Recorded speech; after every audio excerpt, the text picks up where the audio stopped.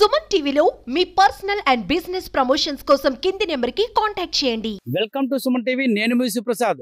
ఇటీవల కాలంలో మారేడుమిల్లి మండలం బోద్లూరు ఆశ్రమ పాఠశాలలోని విద్యార్థులను తీవ్ర ఇబ్బందులకు గురి చేసిన వార్డెన్ ఏఎన్ఎంలు అయితే మాత్రం ఉన్నతాధికారులు సస్పెండ్ చేసిన సంఘటన మరొక ముందే క్రమశిక్షణ పేరుతో విద్యార్థులను ఓ కళాశాల ప్రిన్సిపల్ వేధింపులకు గురి చేసిన ఘటన అయితే మాత్రం అల్లూరు సీతారామరాజు జిల్లా రంపచోడవరం కేంద్రంలో అయితే చోటు చేసుకుంది. ఏపీఆర్జేసీ బాలికల జూనియర్ కళాశాలలో విద్యార్థులను క్రమశిక్షణ పేరుతో కళాశాల ప్రిన్సిపల్ అయితే మాత్రం గుంజీలు తీయించడంతో సుమారు 100 మంది విద్యార్థులు ఆసుపత్రి పాలయ్యారు.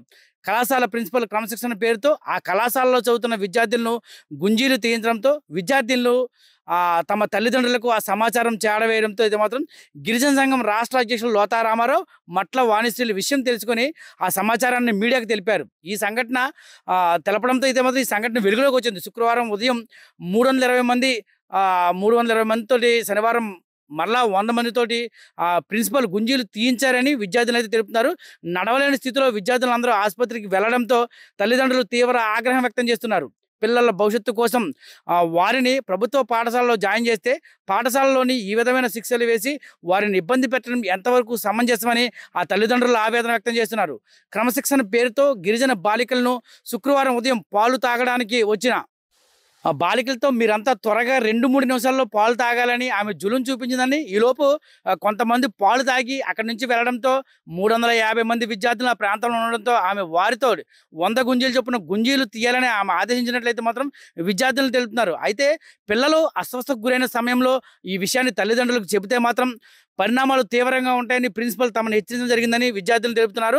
క్రమశిక్షణ పేరుతో గుంజీలు తీయించిన ప్రిన్సిపల్పై కఠిన చర్యలు తీసుకోవాలంటూ సిపిఎం నాయకులు లోతా రామారావు అలాగే మట్ల వాణిశ్రీలు అయితే మాత్రం అధికారులను కోరారు. విషయాన్ని తెలుసుకున్న రంపచోడవరం నియోజకవర్గ ఎమ్మెల్యే మిరియాల శిరీషాదేవి అయితే మాత్రం జూనియర్ కళాశాలకు చేరుకొని జరిగిన సంఘటనను విద్యార్థులను అడిగి తెలుసుకున్నారు.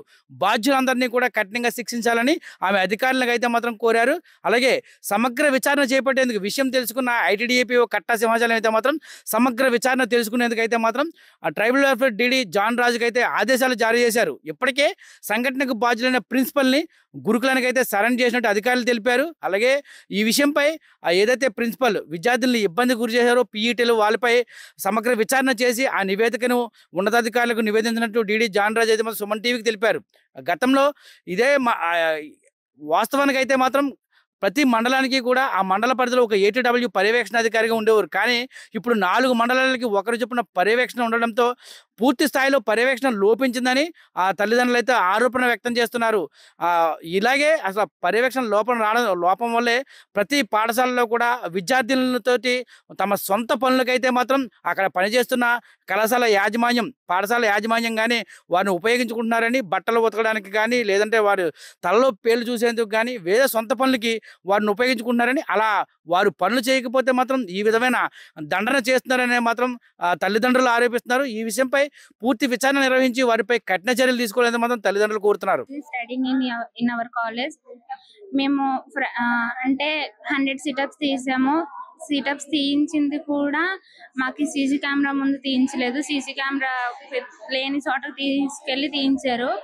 మేము 5th ఫ్లోర్ సార్.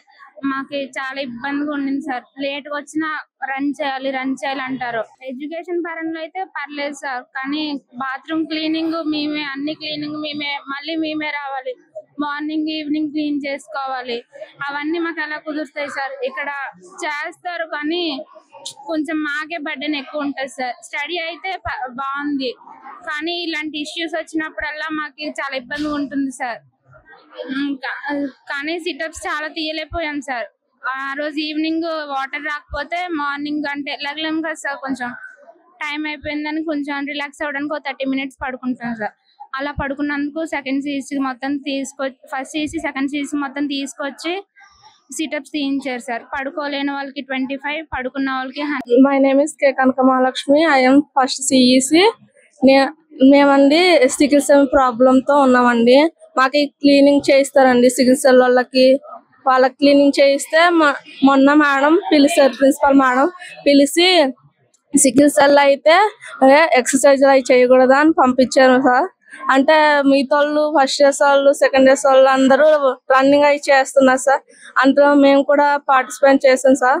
చేస్తుంటే ఇంకా ఆవేశం వస్తున్నా పట్టించుకుంటలేదు సార్, రన్నింగే చేస్తున్నారు. ఒక రోజు గురువారం సార్, పోయిన గురువారం ఫస్ట్ ఇయర్ రోజు రన్నింగ్ చేస్తలేదు, వాకింగ్ చేస్తున్నారని గుంజీలు తీసేస్తా 60, అలాగే మిల్క్ లో 100 తీసేస్తా. మళ్ళీ అదే శనివారం అన్నట్టు మేము పడుకున్నామని లాస్ట్ మినిట్ లో పడుకున్నామని గుంజీలు 100 తీసేస్తా. కాళ్ళ నొప్పులతో ఉన్నా కూడా పెద్దగా పట్టించుకోలేదు సార్. అంటే చున్నీలకి పినుసులు ఎట్టాలి సార్, పినుసులు ఎట్టకపోతే ఇలా లాగేసి చెంప మీద కొడుతున్నాను సార్.